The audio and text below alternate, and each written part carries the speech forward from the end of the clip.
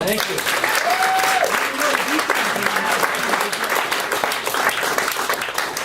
So great. Thanks, guys, for determining a show that I'm going to be on that I have no clue about. Thank you so much for that. That's really...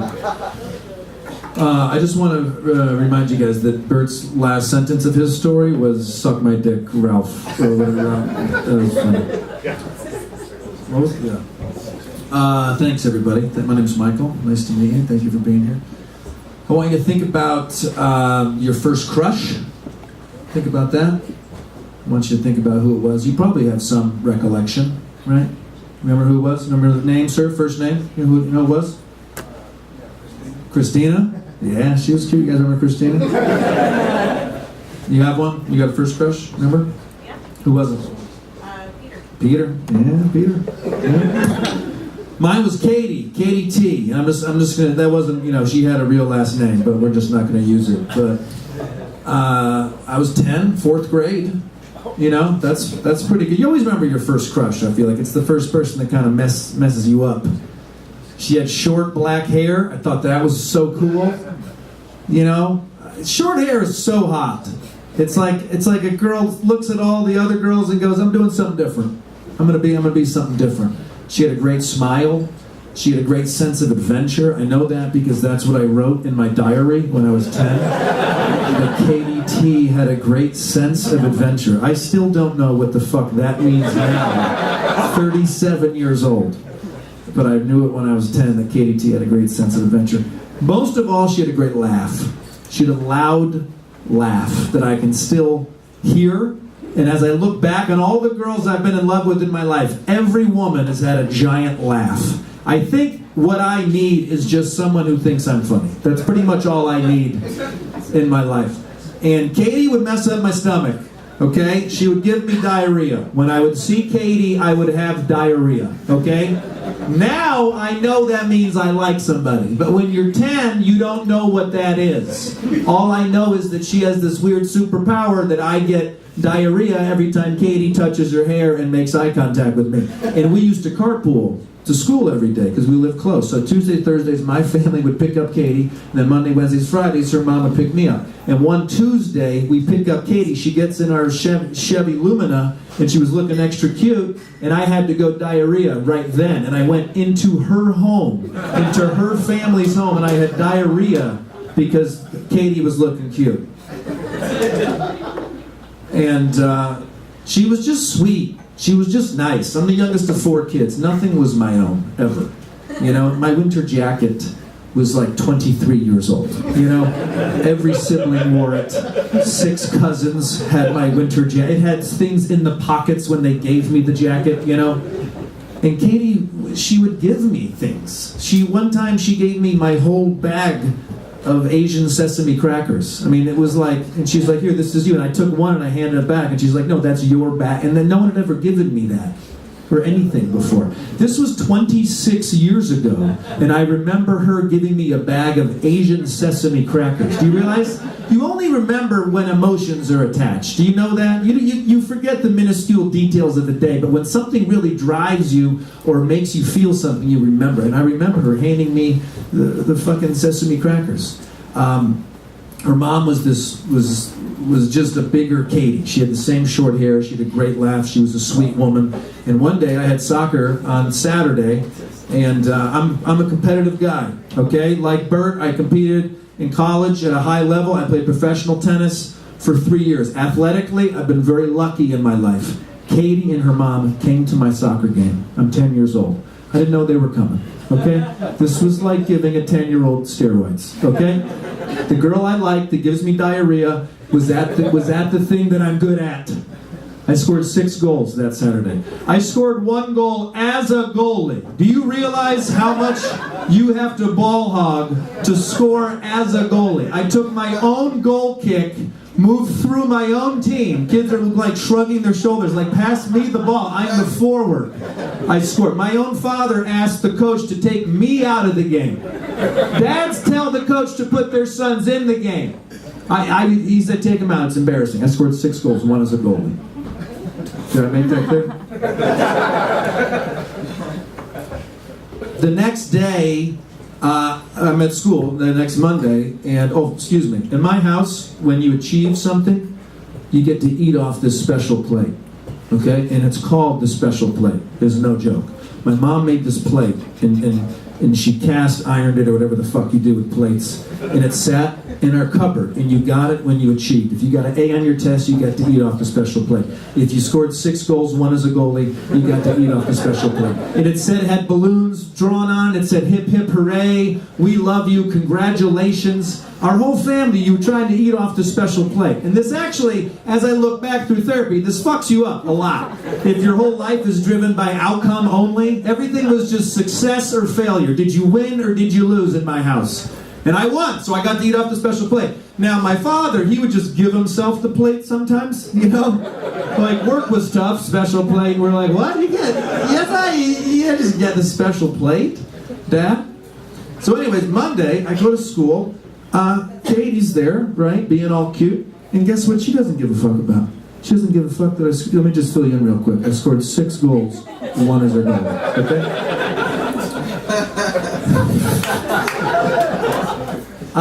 Katie doesn't give a shit that I scored 6 goals because she wasn't raised that way. Her family wasn't outcome oriented. You know, her mom used to take all the kids down to the pet adoption or the children's hospital. That's what her mom was doing shit like, you know? My dad was making sure I could hit forehands and backhands so I could get a college scholarship. Okay, it's a little different. And it pissed me off that Katie wasn't impressed with my achievement. It was okay though, because science projects were coming up. And Mrs. Kelsey, our teacher, the way she assigned science projects is you pair up with who you're sitting diagonally with, okay? So in front of me was this annoying girl named Lindsay, and then it was Katie T, and then Josh Barter was to my right. And Josh Barter was weird as shit, okay?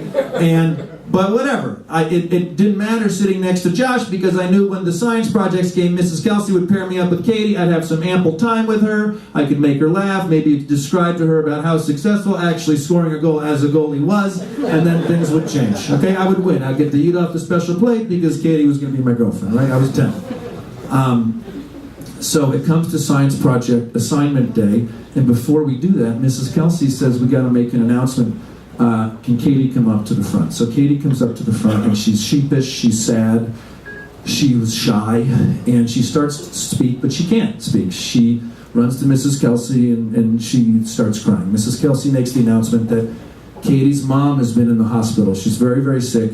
She's in the hospital, and Katie's going to be missing some school from now on. So I'm like, okay, that sucks. Hopefully I'll still get paired up. We can fit, maybe I gotta go to her house for the projects, whatever. That'll be cool. And I remember we all made a big card for Katie's mom. It was like one of those giant, 4-foot cards. Do you remember those in elementary school? It was designed by the Asian kid, the kid that could draw, and then we all signed it. But so we postponed science project assignments.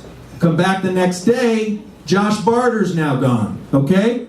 Remember the kid that when he moved, no one cared or knew? That's Josh Barter, okay? He was weird. One day he was there, next day he's gone, nobody really gave a shit or knew. He did have a weird family. One day I looked in his backpack and I found an empty shotgun shell. Why? Ann Arbor, Michigan? Shotgun shell? And then he was gone. So this threw a wrench. Because now annoying Lindsay doesn't have a partner, right? So I'm going, what the fuck's gonna go? What's gonna go down? Mrs. Kelsey starts assigning science projects, and she goes as expected, diagonal. Okay, cool, I'm good. But we got this thing. Josh is gone, right? So she gets to Katie.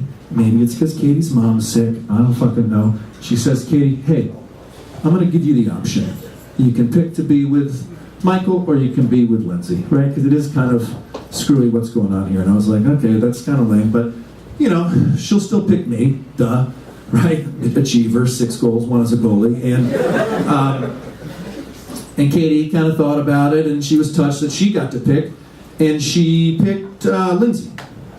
She picked fucking short, annoying, fat Lindsay. And it's okay. You could fat shame then. This was 26 years ago. You were allowed to, remember when you could just make fun of fat people? That was then. Listen through those words from then, not right now. So she picked fucking Lindsay. And it hurt. It hurt. It still hurts. I'm talking about it to strangers on a Tuesday night. I came from we win. The Kostas win. You get the special plate when you fucking win, okay? The Kostas. That's not funny, Bert. It's true. I'm trying to describe why this hurt. And I'm 10. I'm 4th grade. I felt vulnerable. I didn't even know what that word meant. I felt that. I felt sad. I felt hurt. I felt like I lost. And I spoke. I said something to help me feel better. I took my pain and I multiplied it by 100. And I said to Katie, I hope your mom dies in the hospital. And this is the first time of my life that I remember my mouth causing serious trouble. Now I can draw a bunch of connected dots through many years and many grades, but this was the first time that it really became troublesome. And Katie immediately broke down. I mean, really terrible. And Mrs. Kelsey sent her to the nurse's office. She sent me to the principal's office. And I remember walking down the stairs. I remember thinking, like, even me, 10, was like, that was a little big. Like even self-reflecting at 10 was like, that was too much. And I remember sitting in the principal's office and watching Katie be hurt, watching her face and her tears, and it was true pain, and it was hard for me to kind of put my mind around that you could say something and it would cause that. And to make matters worse, 3 days later, Katie's mother passed away in the hospital. That is absolutely a true story. This is not a joke. And I realized the most LA thing I can do is to use a story about giving someone pain to my advantage to perform for people. But that isn't what this is. To this day, I regret that I ever said that. I don't know Katie anymore. I never saw her again after that, for real. And I apologize to Katie and to her family for what I said. Thank you very much.